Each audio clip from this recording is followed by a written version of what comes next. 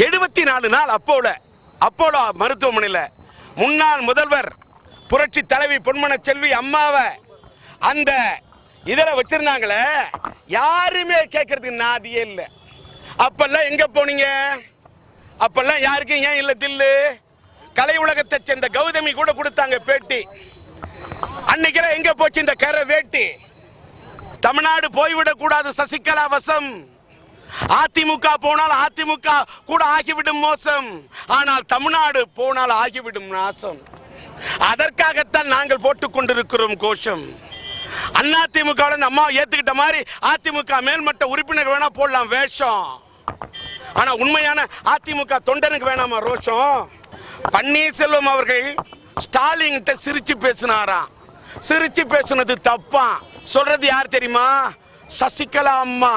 ஏம்மா, திமுக ஆட்சியில உங்களுடைய இந்த கம்பெனில மெடோஸ் கிட்ட சரக்கு வாங்கினாங்களே, அப்ப நீங்க வச்சுக்கிட்டது என்ன? அப்ப நீங்க திமுகவோட வச்சுப்பீங்க கள்ள உறவு. இவங்க கள்ளத்தனமா வச்சுப்பாங்க கூட்டு. ஓட்டு போட்ட மக்களுக்கு வைப்பாங்க வேட்டு. ஊர் அடிச்சு உலையில போட்ட மாதிரி சேர்ப்பாங்க நோட்டு.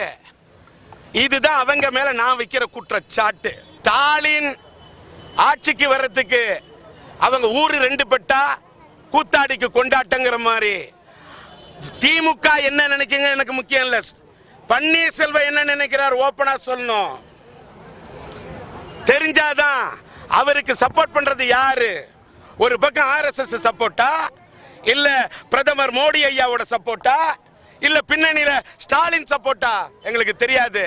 ஆனா திமுக ஸ்டாலின் முதலமைச்சரா வரதுக்கலாம் யாரும் பல்லக்கு தூக்க தயாராக இருக்க கூடாது. அதை நாங்க சொல்லுவோம். அதிமுகவோட பொதுச் செயலாளரா சசிகலா ஆனா அது உங்க கட்சி பிரச்சனை.